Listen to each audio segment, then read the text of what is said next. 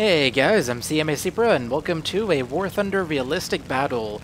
As you can see here, I'm flying out one of my favorite planes, which is the Japanese A6M5 Co. This is the premium A6M5 that the Japanese get. Now the reason this is my favorite plane is because of number one, its turning ability, and it can just dodge anybody who gets on its tail, and it can win turn fights with ease.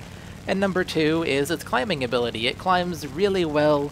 And even if you can't outrun somebody, if they're running away because they have a ton of speed, you can at least outclimb them, and then eventually when they turn around, you can get on their tail and kill them. At least that used to be the case. This plane used to be my favorite plane in realistic battles and simulator battles, and I guess both of those, because it was just such a good plane, but this plane has been nerfed. The plane has been nerfed. It is no longer my favorite plane. It's actually rather frustrating to fly in realistic battles, I've noticed lately, although not nearly as frustrating to fly in Simulator, because in Simulator you can still sneak up on somebody and kill them, and your lack of speed is not a huge detriment to you like it is in this plane in realistic now. So what's changed in this plane since it was nerfed is it basically just got a more proper flight model, a more correct flight model. What it could do before was actually sort of UFO-ish, and so Gaijin addressed it, gave it a new flight model, and it's now not quite as good. It doesn't turn quite as well because it has huge compression, even more so than the Typhoons and the Spitfires and all those.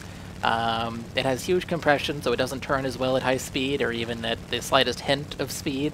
And also, it doesn't climb as well as it used to. I mean, I don't know what the climb rate was or what the climb rate is. All I can say is it doesn't climb it does not climb like it used to. It slightly outclimbs a Mustang now, a P-51D Mustang, so it's not too good at climbing anymore, but it's still decent. It's just not as good as it used to be. So with all the nerfs that have happened to this plane, I've actually had a lot of bad games with this plane, a lot of times in a row, just getting bad games over and over and over. And because I've been getting so many bad games, I just really haven't felt like playing this, or flying this plane a lot. However, this game, I decided to fly it, and it actually turned out to be a pretty good game. As you can see here, I am actually very low. I elected not to climb this game. I was just like, screw it, I'm not climbing, I'm not going up high, I'm not going to deal with high speeds. I do not want to deal with the compression on this plane. I am going to go nice and slow, nice and low. I'm going to try and win us this game by destroying the landing craft that are going to the islands here to capture the islands for the Americans. And on my way to go to the landing craft, I actually found myself an F-82 who was killing ground targets, so I figured, hey, why not shoot at him? F-82 is a horrible, horrible plane, far more horrible than this thing is. So I managed to kill it with ease. I even made it do a nice spin there, as you saw, when I shot out its tail control. So now that he's dead, and he's the only enemy I found in this area, it is time to go for some landing craft, the first reason I actually went over here. Now, if you don't know, on this map, it is Saipan. You kill the landing craft, which have tanks in them, and you're basically killing tanks at that point, except you can do it with machine guns and cannons, and if you kill enemy tanks, it counts against their ticket count at the top of the screen, and so I am hurting the enemy ticket count and making it easier for my team to win by doing this. Now, of course, I'm not killing enemy fighters, I'm not climbing to get altitude over our opponents. Instead, I am just killing ground targets that I guess I'm kind of acting like a bomber. I'm killing ground targets to make it easier for us to win because the enemies will have fewer tickets. So I'm being kind of helpful to my team, but in a different way than a fighter normally should be, even though I'm in a fighter. Regardless though, I'm being helpful to my team, and I'm also preventing this island, which is the secondary island on this map, from getting captured by the Americans. And if they can't capture it, they have nowhere to land when they run out of fuel except their carriers, and I can guarantee you most American planes you see up at this tier are not going to be carrier planes, so they're going to have a lot of trouble landing on those. So it's actually very nice to kill all these landing craft. Now I have killed 6 landing craft, I believe, and there are 6 more over here, but you can see some of them have already gotten to the beach, which means that they have dropped off their tanks.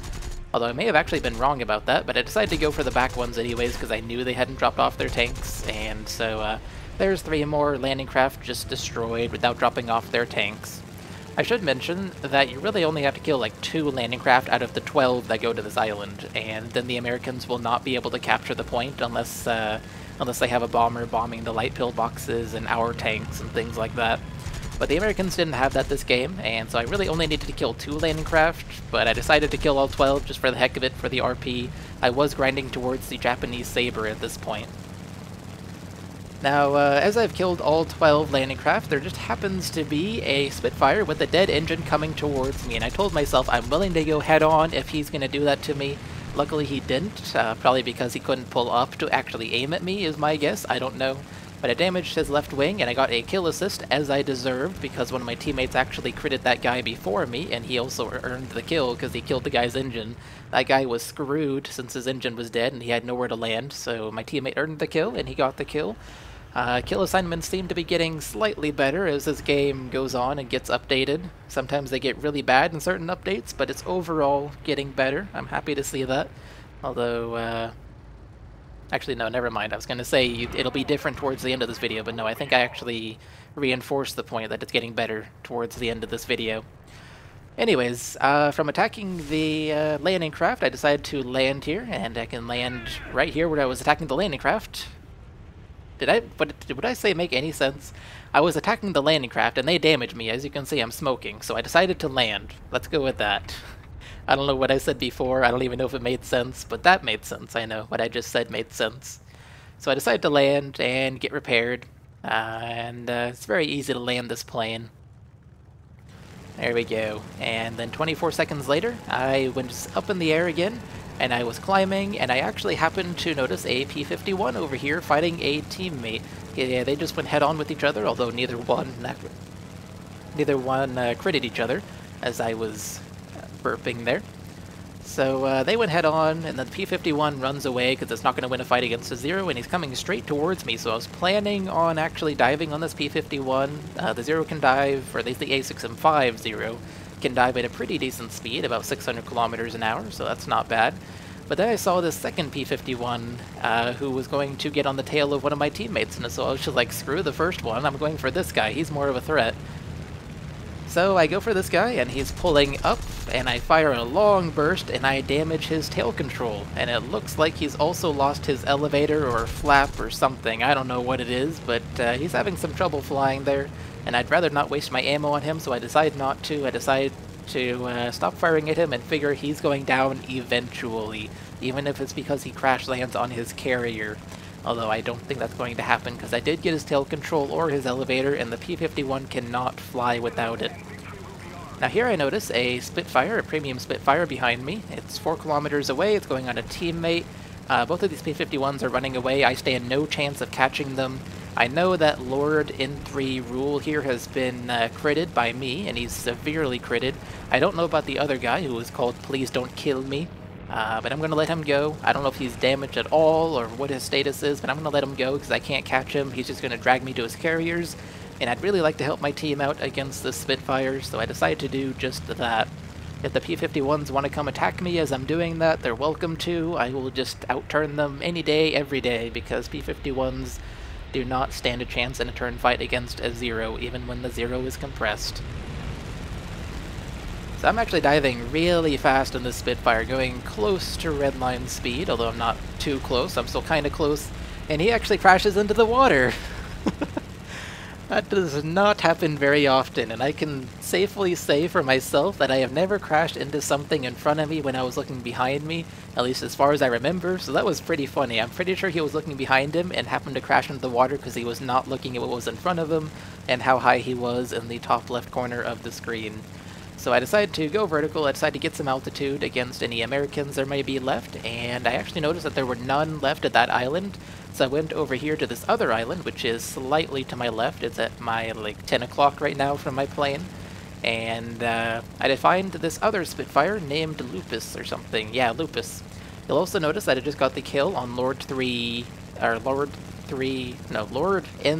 Rule there, so I checked the scoreboard, and he was a parachute, as well as Please Don't Kill Me, who was the first P-51 in that 2 P-51 pair, or whatever you want to call it. And they're both parachutes, so they're both dead, and that leaves only 2 enemy players remaining, Lupus being one of them. Now I have no idea where the other one is, which is not a good thing.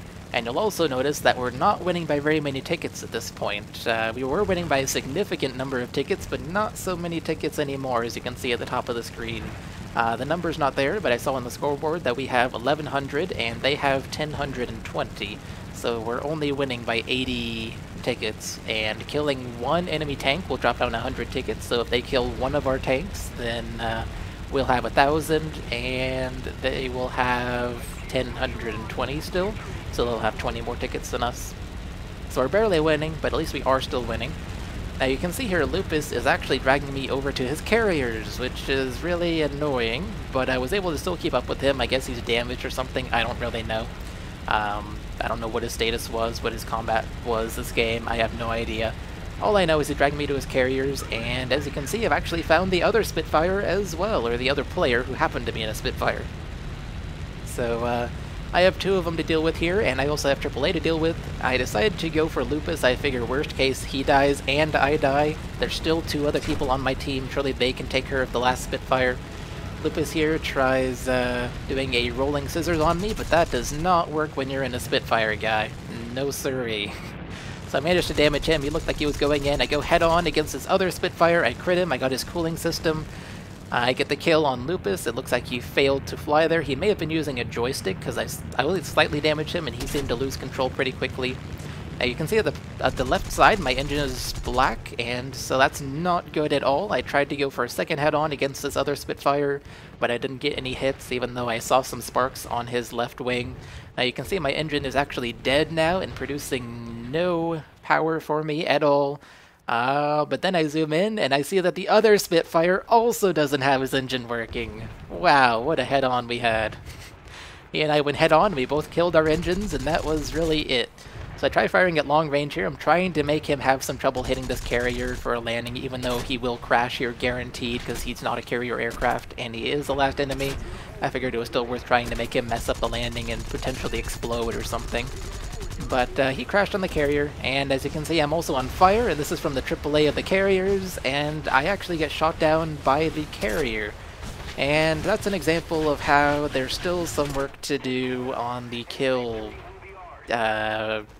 assignment system, because the carrier did not earn the kill on me. I'm sure the carrier is what killed me in the end, but it did not earn the kill on me. What earned the kill was that other Spitfire who destroyed my engine. I mean, if you destroy somebody's engine, you're essentially dead, right? Unless you're over one of your own airfields, or you're able to glide far enough to get to one. I was most definitely not close enough to get to one, so the carriers got the kill, but they didn't earn the kill. I think the Spitfire over there earned the kill. But anyways, that was the end of that game. I got 4 kills and 12 round kills as well, where I killed all the landing craft going to the main, not the main island, the secondary island. You can also see that I was really close to the Japanese Saber this game. I think I played 2 more games after this one and unlocked the Saber, and one of those games I actually even didn't take off in this A6M5 because I don't know what it is, but something with the new flight model makes it not even take off from a carrier 50% of the time that you try. I'm starting to figure out a technique to where you can successfully barely take off from a carrier with this thing, but a lot of times when I take off from a carrier in this thing, it's just off the end of the carrier and then into the water, despite the fact that it's a 0, and it really should not have much trouble at all getting off of a carrier. So there's something wrong with this plane as far as getting off of a carrier goes. Maybe it's the carriers are broken, maybe it's the plane is broken, I don't know. But there was a tangent for you, me complaining about how you can't take off from a carrier from this plane very easily, even though it's a carrier plane. But I think I was talking about how I was close to the Saber. I did manage to get the Saber after 2 games. That's why I was talking about the carriers. After 2 games, and so I now have the Japanese Saber, and you guys can expect some videos with that, as long as other people are also flying it, because it is the only plane that can fly... What am I saying? It's the only option... Like, every single one of your teammates also has to be in a Saber as the Japanese if you want to get a game with that plane, because the battle rating is so far from any other Japanese plane that nothing else can fly with the Saber except for other Sabers. That's what I'm trying to say. So you can expect some videos of the Japanese Saber as long as I'm able to get games. I don't know if I will be or not, but that's going to do it for this video. I hope you all have enjoyed this. This is a new look at the A6M50, the A6M5 Co specifically, although they're pretty much all the same, all the A6M5s. And I will see you all in the next video. Bye, guys.